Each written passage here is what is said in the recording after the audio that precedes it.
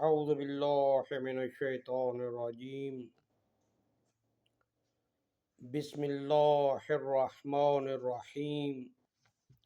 الحمد لله رب العالمين، والصلاة والسلام على سيد الأنبياء والمرسلين أبي القاسم محمد خاتم النبيين وإليه طيبين الطاهرين المعصومين. أما بعد، فقد قال الله سبحانه في كتاب المبين وهو أصدق الصادقين: إن الدين عند الله الإسلام. صلوات پڑھیے، اللہم صلی علی محمد وآل محمد. بار دیگر صلوات پڑھیے، اللہم صلی علی محمد وآل محمد. اپنے بزرگوں کی بخشش کے لیے صلوات پڑھیے، اللہم صلی علی محمد وآل محمد. اپنی عمر کی درازی کے لیے صلوات پڑھیے، اللہم صلی علی محمد وآل محمد.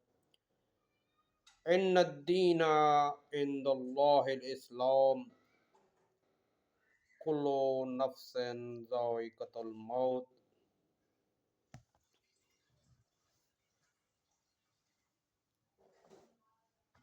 آج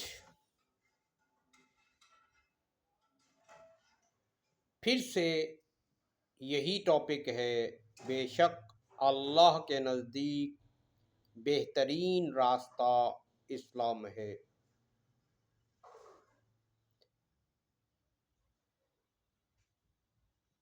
کل نفس ذائقۃ الموت، ہر روح نے موت کا ذائقہ چکھنا ہے. اللہ یہ کہہ رہا ہے کہ اسلام ایک ایسا راستہ ہے جو تمہیں دنیا اور آخرت میں زندگی میں کامیابی ہی نہیں بلکہ آخرت میں بھی کامیابی سے ہمکنار کرتا ہے.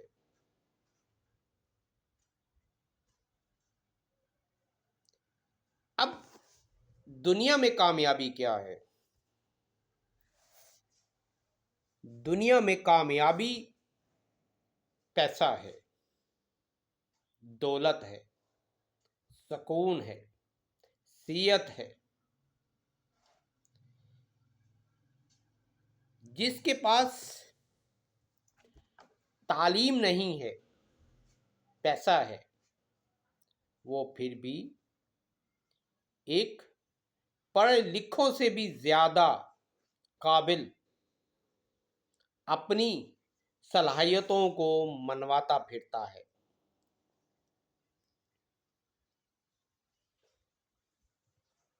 تو ان الدین عند اللہ الاسلام کا شعور کیا کہتا ہے؟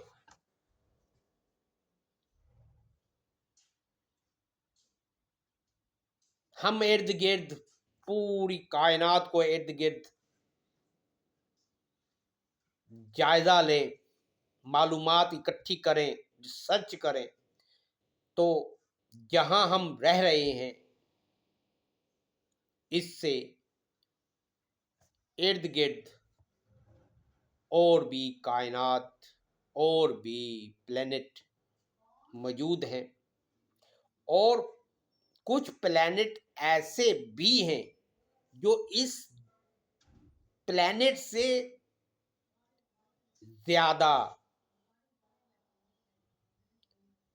محفوظ ہیں، لیکن ان پر جانے کے لیے سائنسدانوں کو اربوں سال لگیں گے. اب یہ پلینٹ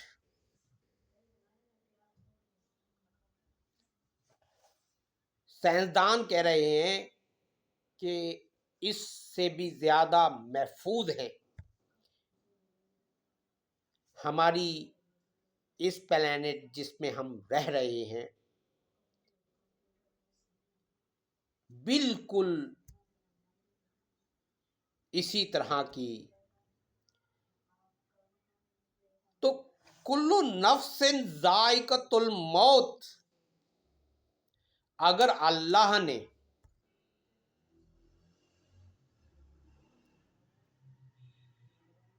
ہمیں اس پلانٹ میں کیا کلو نفس ذائقۃ الموت کے لیے رکھا ہے؟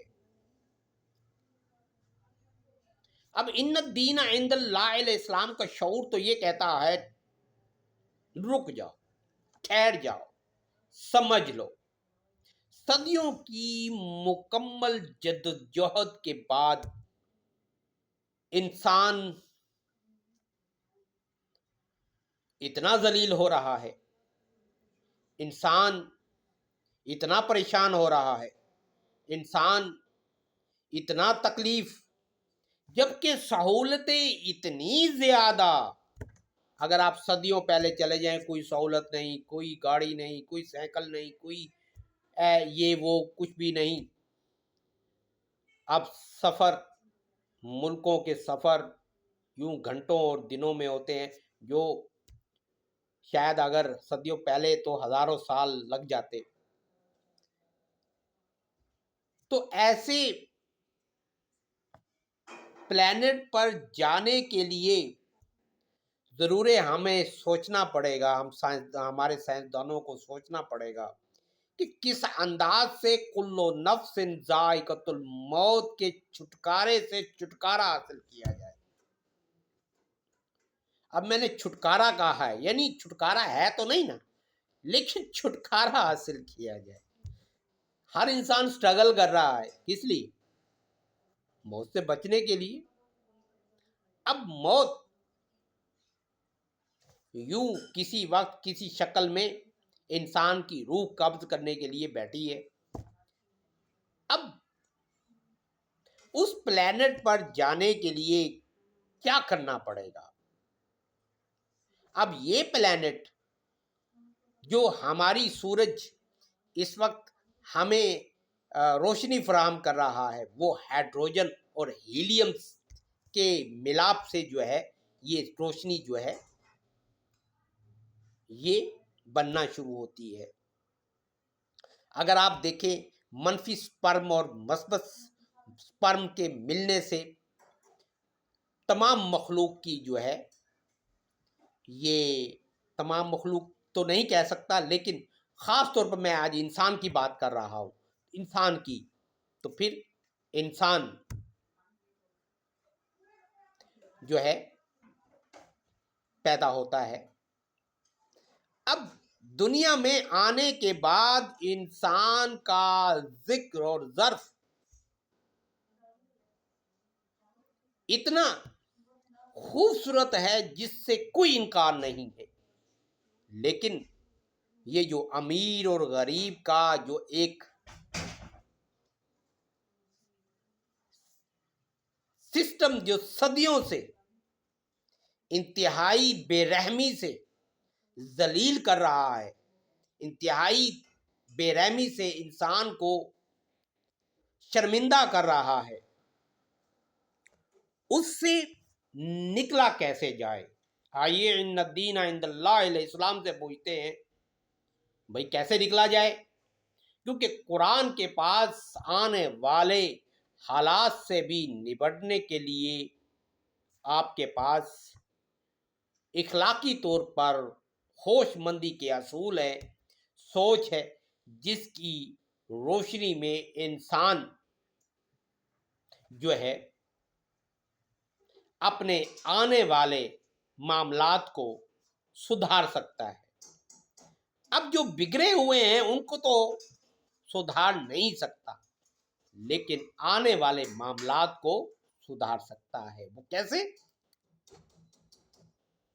جب آپ صبح سے شام تک روزگار کے لیے سٹرگل کرتے ہیں، اگر آپ ذلیل ہو رہے ہیں، تکلیف میں ہیں، آپ انتہائی تکلیف سے نکلا تو نہیں جا سکتا، پھر بھی تو اللہ کہہ رہا ہے ان الدین عند اللہ الاسلام۔ لوگ ہر وقت مجھ سے سوال کرتے ہیں کہ وکیل صاحب اب کیا کریں وکیل صاحب، اب کیا کریں؟ میں نے کہا کتنے بچے ہیں؟ 8 بچے ہیں۔ کتنے بچے ہیں؟ 5 بچے ہیں۔ کتنے بچے ہیں؟ 12 بچے ہیں۔ کتنے بچے ہیں؟ میں نے کہا مجھے بھی یہ عقل اب آ رہی ہے کہ مجھے اپنے بچے پیدا کرنے یا لانے سے پہلے پلان کرنا ہے۔ اب ہم اپنے آنے والی نسل کو یہ بتا رہے ہیں کیا کہ آپ اگر غریب ہیں، آپ اگر مجبور ہیں، آپ اگر تھوڑے سے پیسوں کے لیے اتنے تھک رہے ہیں، تو پھر تمہارا بچہ بھی تھکایا جائے گا، کیونکہ صدیوں کے ایک دوسرے کی غلطیوں سے پیدا ہونے والے دشمن اور ان کی نسلیں کبھی بھی آپ کو سکون سے، چین سے زندگی نہیں گزارنے دے گا۔ جہاں اسے موقع ملے گا کلو نفس ذائقۃ الموت کا مزہ چکھائے گا۔ آج کی ٹیکنالوجی اگر آپ دیکھیں، اگر آپ، میں ریسرچ سے بات کر رہا ہوں، انتہائی معلومات سے بات کر رہا ہوں کہ ایسی ٹیکنالوجی، ایسے مائکرو چپ، ایسے ماڈرن ڈیوائس، ویسے قانون میں بھی ہمارے ماڈرن ڈیوائسز سے متعلق electronic crime ordinance 2009، cyber terrorism section 70 اور دیگر قانون کتابیں جو ہے اس وقت مختلف سیکشن کی شکل میں ہمارے پاس موجود ہے کہ جو جسم میں لگا دی جائیں تو اس کو استعمال کرنے والے انسٹرومنٹس کو روبوٹ کی طرح استعمال کیا جا سکتا ہے، اور اگر اسے روبوٹ کی طرح استعمال کیا جائے گا تو نہ وہ اپنی مرضی سے، اپنی پسند سے شادی کر سکے گا، اپنی مرضی اور پسند سے شعبہ چن سکے گا، نہ اپنی مرضی سے، تو غلام کہتے تھے کہ غلام، تو غلاموں سے بھی بدتر حالت میں ان کے ساتھ سلوک کیا جا رہا ہوتا ہے، جن کو انسٹرومنٹ کے ذریعے ڈرائیو کیا جا رہا ہے، اور وہ اپنے حقوق کے لیے جب آنریبل کورٹ کے پاس جاتے ہیں اور انسٹرومنٹس کا استعمال کرنے والے اتنی بے رحمی سے جوا کھیل رہے ہوتے ہیں، اس سے ارننگ کر رہے ہوتے ہیں، اس سے مختلف فگر کھیل رہے ہوتے ہیں، اور بے شمار لوگوں کو اس میں انوالو کیا ہوتا ہے، اور اس کی روشنی میں وہ جو آرڈرز ہو چکے ہوتے ہیں، ان آرڈرز کے عمل درآمد کو روکنے کے لیے بھی لوگ موجود ہوتے ہیں۔ تو ایسے حالت میں وہ جو انسان کل مرتا، وہ تو ہر روز اور ہر لمحے مر رہا ہے، اور اسے بچانے والا کوئی نہیں ہے، اس کے اپنے بھی اسے بچانے والے نہیں ہیں۔ جب ایسی صورتحال ہو تو کیا اس کی نسل کو کس انداز سے کھلواڑ بنایا جا رہا ہوگا؟ یعنی میں نے مختلف کیسز میں، مختلف فلموں میں، اور مختلف اس کی گوگل میں ریسرچ اور معلومات سے جو اخذ کیا ہے، میں حیران کن معلومات کے انسان انتہائی عجیب سی پلینٹ میں، جہاں صرف موت کے علاوہ کچھ بھی انسان کو دے رہی، حالانکہ بے شمار چیزیں انسان کو صدیوں سے ایک دوسرے کو بہلانے، ایک دوسرے کو خوش کرنے، ایک دوسرے کو نارمل زندگی گزارنے کے لیے ٹریک دیے ہوئے ہیں، اور جس میں لوگ زندگی بھی گزار رہے ہیں، اور بڑی لاپرواہی اور بڑی ہی یقین سے، جیسا کہ اب نیا ٹرینڈ آ گیا ہے، کمپیٹیبل رشتہ میچ کر رہے ہیں۔ پہلے تو فیملی، بڑے بزرگ بچے کے آنے سے پہلے ہی اس کی شادی کے فیصلے ہو جاتے تھے۔ اب جب کمپیٹیبل رشتے جو میچ ہو رہے ہیں وہ واقعی آج کی دور کی ضرورت ہے، اور اس میں کم سے کم کچھ نہیں تو آنے والی نسل کچھ نہ کچھ محفوظ ہو سکتی ہے۔ وآخر دعوانا الحمدللہ رب العالمین۔